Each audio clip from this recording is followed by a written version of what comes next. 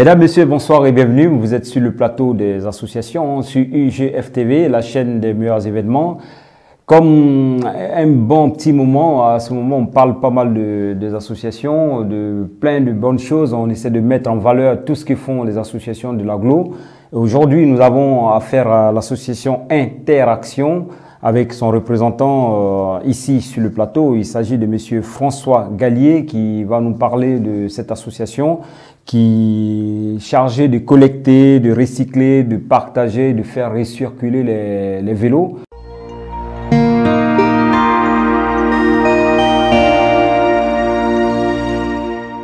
Merci de m'accueillir. Donc là, c'est le lieu de vie de votre asso, c'est ça? Alors voilà, c'est notre atelier principal, notre lieu principal sur Orléans, donc dans le quartier de l'Argonne. Okay. Hein, et donc, du coup, ça nous permet de faire du recyclage de vélos, de récupérer des vieux vélos qui partiraient autrement en déchetterie. On va essayer d'en collecter un maximum, de les stocker, réparer, et puis de pouvoir les revendre avec l'idée de faire plus de vélos en ville, de réduire un peu notre impact sur l'environnement. Ça, c'est pas mal. Et pour réussir ce tour de force, l'association mise en grande partie sur la donation. Le principe est simple, les particuliers apportent leurs vieilles bécanes gracieusement et on peut dire qu'ils sont généreux. Est-ce que tu sais à peu près combien vous avez de vélos Alors là, je ne saurais plus dire exactement. Je pense qu'il y en a à peu près 200 ici. L'idée première, c'est de se dire qu'on est capable de réparer nous-mêmes un vélo en France sans forcément dire dans une logique de dès qu'il y a un problème, on jette, on rachète un vélo basique, bas de gamme en supermarché, qu'on va rejeter à nouveau à la première panne. C'est pas ça le développement durable, quoi. Le développement durable, pour moi, c'est aussi être capable de s'autonomiser nous-mêmes, de refaire un peu d'emplois locaux et de pouvoir faire durer les objets autant qu'on puisse le faire. Bon, Benjamin, je te propose d'aller voir un peu le cœur de l'asso, c'est-à-dire l'atelier. Ici, on réhabilite des vélos 7 jours sur 7 et la promiscuité donne des airs de fourmilière à l'endroit. Mais l'atelier, c'est aussi le lieu dans lequel Benjamin va devoir mettre la main à la pâte. On va bien s'amuser. Il y a une trousse de premier secours? Bon, alors tu vois, c'est quand même assez, en même temps petit et grand. On a réussi à installer... c'est convivial. On a réussi à installer 6 postes de travail, là.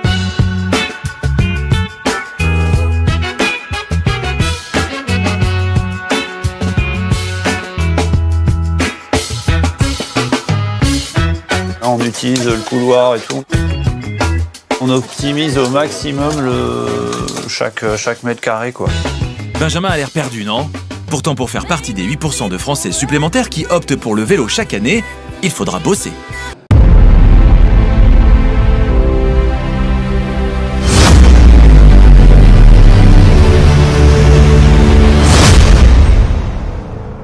Monsieur François Gallier, bonsoir. Bonsoir, merci. Bienvenue sur le plateau. Merci de nous avoir invités et je vais essayer effectivement de vous présenter un peu les activités et les objectifs de l'association Interaction.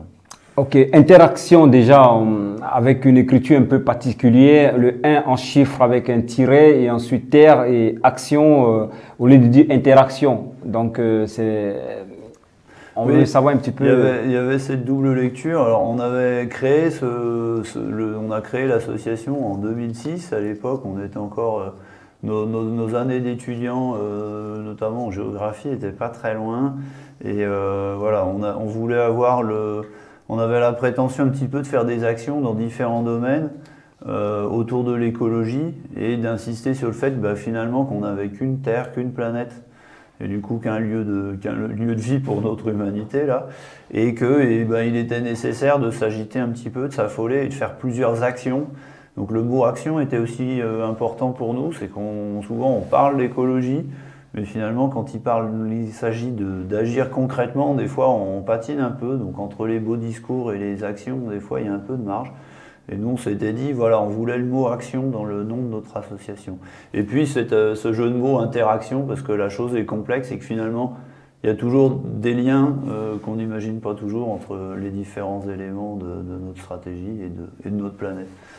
Vous êtes à l'origine de la création de cette association aussi. Donc, est-ce qu'en un mot, on peut avoir une présentation un petit peu plus globale de l'association que vous dirigez aujourd'hui en tant que directeur?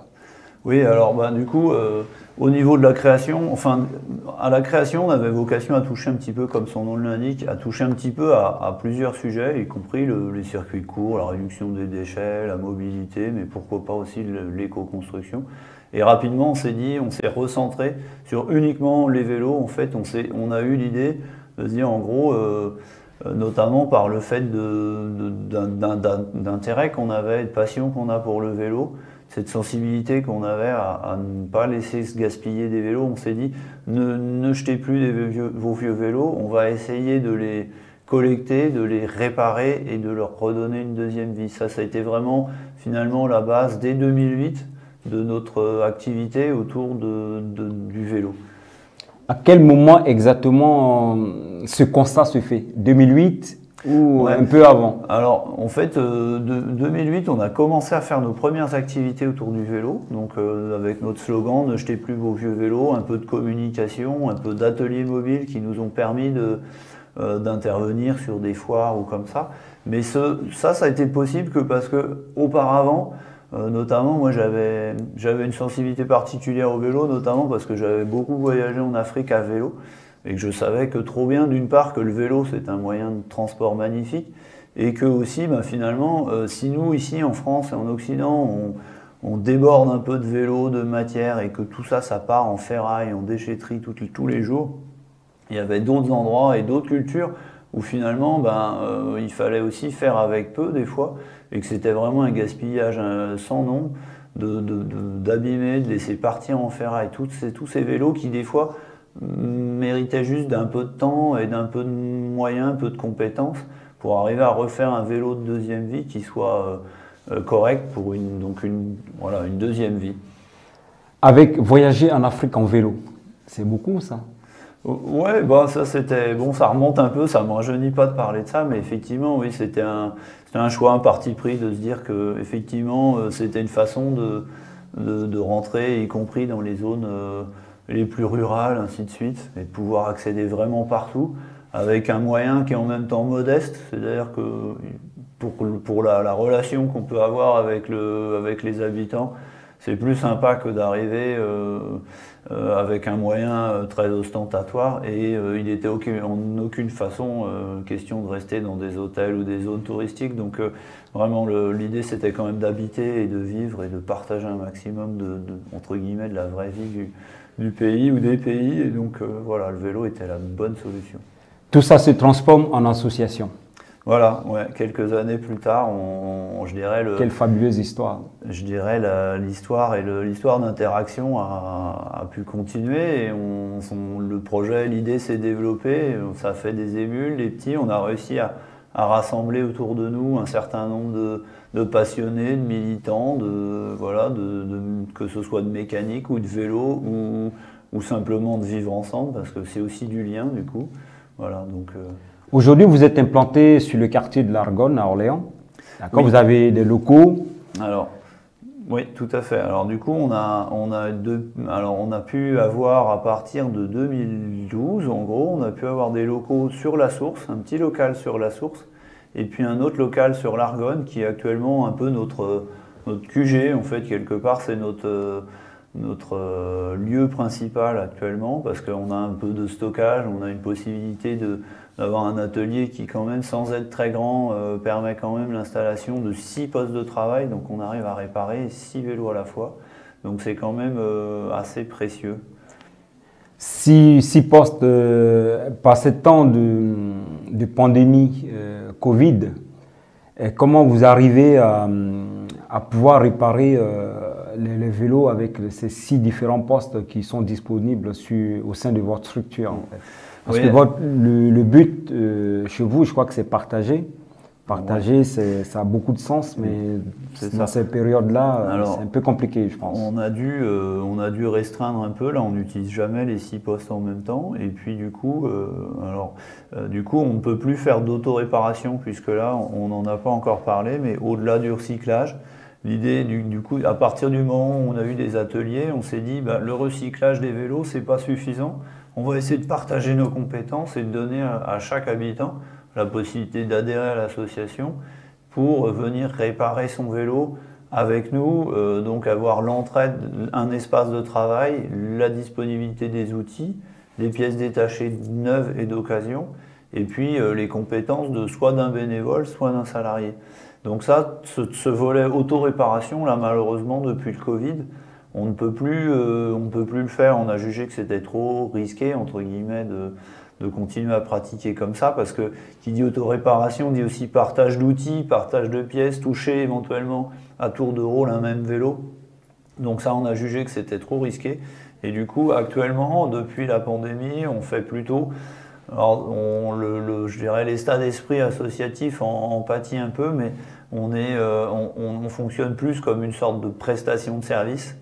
Donc les gens peuvent venir amener leur vélo, on fait un diagnostic du vélo, on s'entend sur ce qu'il y a à faire, ce qui n'est pas à faire, sur un montant, et puis on pratique cette opération un peu plus proche de ce que peut faire un magasin en ce moment. On va parler recyclage des vélos.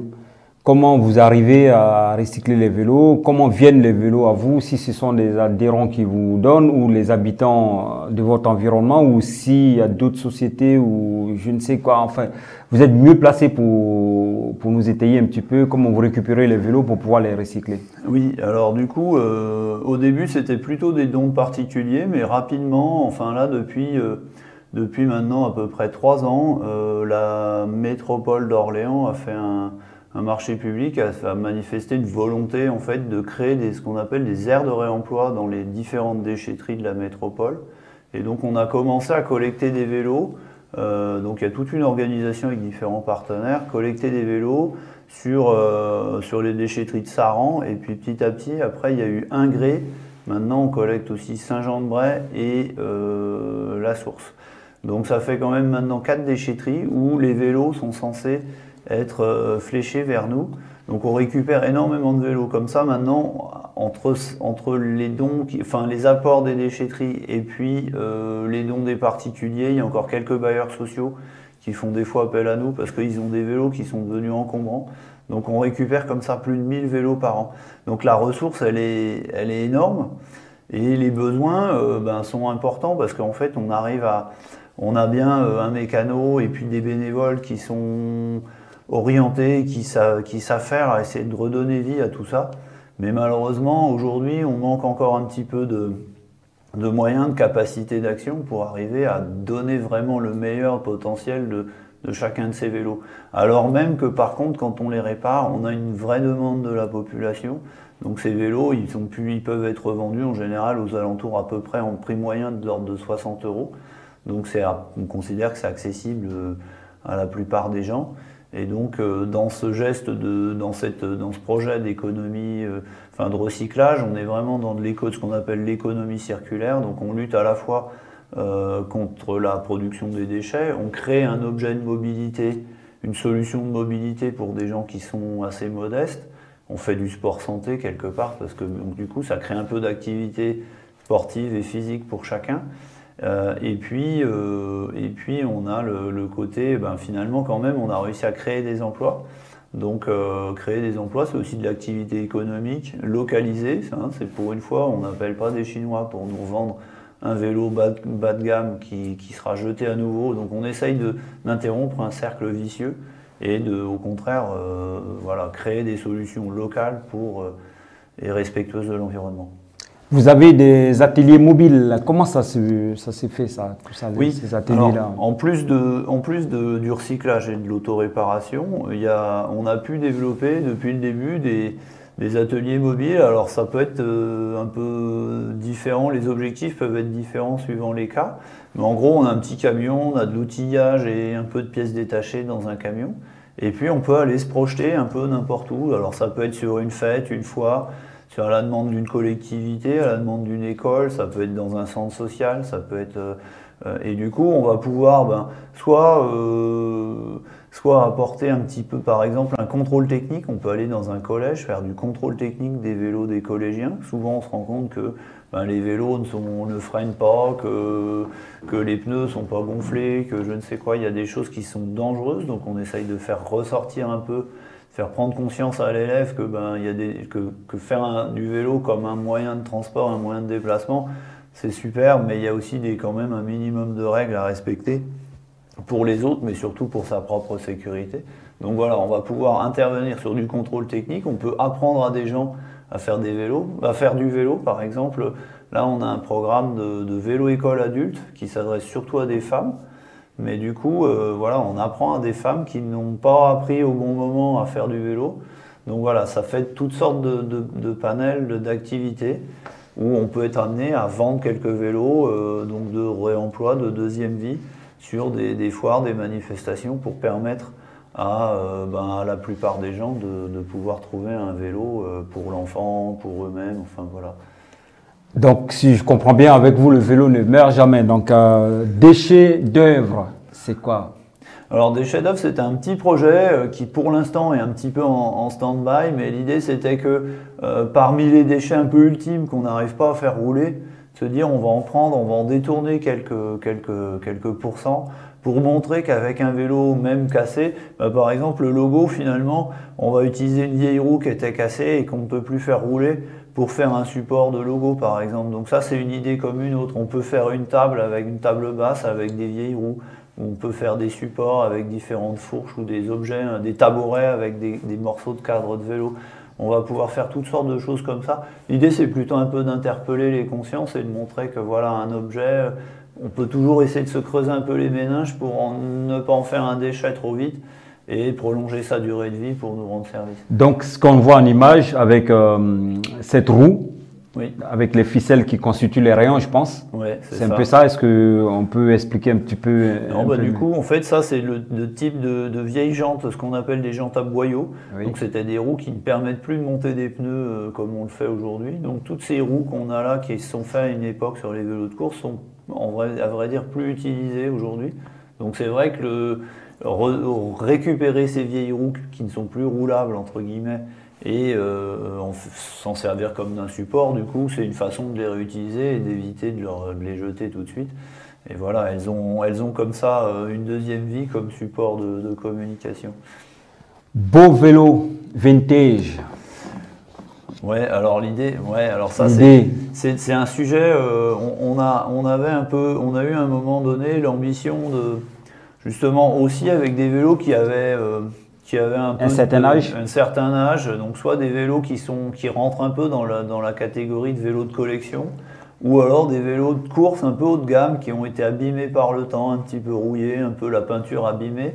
Se dire voilà, on va prendre vraiment du temps pour faire une restauration complète et essayer de valoriser ça comme il mérite, comme la qualité des composants le mérite. Donc l'idée c'était ça un petit peu. Alors, bon, en ce moment, c'est pas l'essentiel de notre activité, mais ça reste un projet qui nous tient à cœur, au moins dans l'esprit, de montrer que des fois, un vieux vélo, même qu'à des fois 1940 ou 1930, et finalement, on arrive encore à le faire rouler et que finalement, ça peut aussi intéresser des amateurs de vieils objets, de collectionneurs. On en vient à l'auto-réparation. L'auto-réparation, en ce moment, c'est un peu difficile. Donc, comment on fait alors que c'est vraiment le leitmotiv de votre association? Oui, effectivement, normalement, l'autoréparation, c'est ce qui nous occupe le plus de temps, je dirais, le plus de moyens humains, tout ça. Et c'est un peu ce qui est le cœur un peu vivant de l'association en termes vraiment de convivialité aussi, d'échange, de partage, tout ça. C'est vraiment une de nos valeurs essentielles. Mais effectivement, depuis le Covid, depuis cette pandémie là, qui nous enquiquine, on a dû interrompre ça, donc, parce qu'on estime que c'est trop risqué pour les questions sanitaires de se partager les mêmes outils, de se passer les outils d'une main à l'autre, d'utiliser les mêmes postes, de peut-être toucher un même vélo tour à tour. Bon, enfin voilà, on a préféré stopper cette activité d'autoréparation et on remplace depuis la reprise, depuis la fin du premier confinement, on a remplacé ça par une sorte finalement de prestation de mécanique. Alors on se rapproche un peu plus de ce que peut faire un magasin, on essaye de garder quand même l'esprit associatif, mais du coup les gens peuvent nous appeler, prendre contact et puis on fixe un rendez-vous, venir nous voir dans les ateliers. On fait ensemble un petit diagnostic, on regarde un peu ce qu'il y a à faire, on s'entend sur les opérations essentielles, sur un montant. Et puis après, ben, on garde le vélo, on répare le vélo un autre temps. Donc ça fait, voilà, on est plus sur une activité proche de la prestation de mécanique, un peu comme un magasin en fait en ce moment. Vivement la fin du Covid. Voilà, un vélo, un boulot. Oui, alors ben ça, en fait, c'est un projet qu'on a. C'est un vœu pieux pour l'association de se dire quelque part. Un vélo, ça peut aussi être un moyen finalement d'insertion sociale, ça peut être un moyen de mobilité vraiment économique, y compris pour peut-être les plus démunis d'entre nous, ceux qui ont vraiment besoin d'un moyen pour retrouver un travail, par exemple. Donc du coup, ce petit terme d'un vélo pour un boulot, donc le pari, c'était de permettre aux gens notamment en partenariat avec certaines institutions ou certains travailleurs sociaux comme ça, de dire voilà, il y a tel ou tel monsieur qui voudrait reprendre un travail mais qui est vraiment isolé dans un coin, mal desservi par les transports ou comme ça. Et du coup là de se dire ben voilà, qu'est-ce qu'on peut faire pour fournir un vélo vraiment à un prix le plus intéressant possible et pour que voilà, ça permette à la personne de s'en sortir. Et alors, pour aller travailler. Pour aller travailler. Il y a pas mal de migrants où on voit de nouveaux arrivants qui fréquentent vos ateliers. Oui, tout à fait. C'est vrai que c'est un des éléments importants. On a une part assez conséquente de nos adhérents qui sont des migrants, hein, beaucoup d'origine africaine, mais pas seulement, mais beaucoup, qui pour la plupart en fait ont besoin d'aller travailler. Alors ça peut être dans des zones souvent mal desservies et surtout aussi sur des horaires décalés. Il y en a qui commencent à 6 h du matin ou comme ça. Et du coup, pour eux, finalement, le vélo, c'est quelque part la seule bonne solution pour se rendre à leur travail, étant donné qu'ils n'ont pas forcément encore les moyens d'envisager une voiture, le permis et tout ce qui s'ensuit en termes de frais, et que vraiment l'offre de transport public n'est pas suffisante et pas adaptée à leurs besoins. Donc du coup, voilà, on a quand même beaucoup de gens. Et puis, c'est aussi pour certains... au-delà de la solution de mobilité, c'est aussi quand même un endroit où bah, justement on échange, on a un peu de solidarité sur la mécanique, sur l'entretien, on arrive à faire des choses qu'ils ne peuvent pas trouver nulle part ailleurs. On avait parlé succinctement de vos interventions dans les écoles et collèges. Oui. Voilà. Qu'est-ce que vous faites concrètement dans l'école premier degré, par exemple, l'école primaire? Alors, ça, c'est une volonté, alors c'est quelque chose qui est amené à se développer. Notamment, il y a en France la volonté de développer ce qu'on appelle le savoir rouler à vélo. Donc, normalement, chaque enfant devrait avoir un cycle d'apprentissage du vélo avant de terminer sa 6e année. Donc, ça veut dire que nous, on peut venir faire, par exemple, un peu de contrôle technique, donc apporter... quelques équipements qui seraient manquants pour les professeurs et organiser ensemble en partenariat avec les enseignants un cycle d'apprentissage du vélo. Donc ça peut être du tout début, donc de la maternelle presque, trouver l'équilibre jusqu'au fait de savoir circuler à vélo. Donc ça va être capable d'appréhender tous les panneaux, avoir un bon positionnement du cycliste sur la voie, négocier un rond-point, un céder le passage, un tourne à gauche, enfin toutes les situations qui peuvent être un peu délicates à négocier quand on est un vélo et qu'il faut s'insérer dans la circulation. Avec toutes ces activités à ce jour, combien de bénévoles ou combien de salariés font fonctionner cette association au quotidien, l'association Interaction? Alors là, en ce moment, au jour où je vous parle, on est passé à 6 salariés, donc c'est quand même devenu important, notamment parce qu'il y a une demande croissante de vélos notamment depuis le premier déconfinement, et avec notamment, il faut quand même rendre justice, il y a eu au niveau national, il y a eu le dispositif coup de pouce qui a été une aide de 50 € par vélo réparé ou vélo recyclé par nos soins. Donc on a pu avoir un gros boom de l'activité, entre autres à cause de ça, ou grâce à ça. Donc là, on est quand même 6 salariés, et puis on a, je dirais, suivant les périodes, on a une trentaine de bénévoles qui sont plus ou moins actifs et qui viennent nous soutenir aussi bien dans l'administration de l'association que dans la réparation, dans les animations. Voilà, on peut compter sur un vivier assez important de personnes motivée, compétente et joyeuse. Vous qui pilotez l'association au quotidien, est-ce que vous estimez que le fait d'avoir 6 salariés suffise pour pouvoir mener cette association ou là où vous avez envie ou même vos projets à venir? Ouais, alors non, ça reste souvent un peu limité. Et puis surtout, l'inquiétude, c'est qu'on n'est pas sûr de pouvoir maintenir ces 6 salariés dans l'emploi forcément très longtemps. On pilote toujours un peu à vue avec des moyens qui sont encore un peu... Ce sont des emplois aidés? Des financements. Alors c'est un peu des emplois aidés. Il y a le dispositif régional Capasso. On a un peu d'aide sur les salaires, mais pas énormément finalement, de moins en moins, je dirais. Et puis... voilà, ouais. Ce sont des emplois en CDI ou des CDD qui mettent un frein quelquefois au développement de l'association ou même d'un projet qui ne va pas jusqu'au bout? Oui, alors en fait on a pris le risque et le pari d'être 3 CDI en ce moment. On a dû pérenniser les emplois, donc finalement on est 3 en CDI et 3 en CDD pour l'instant.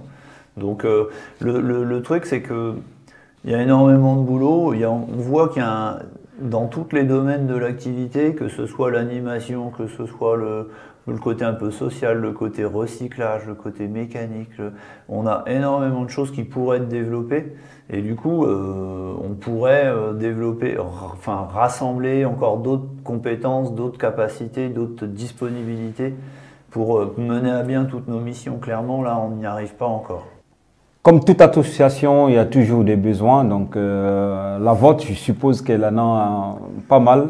Donc, c'est le moment de parler à la caméra et aux personnes qui nous regardent et qui nous écoutent aussi.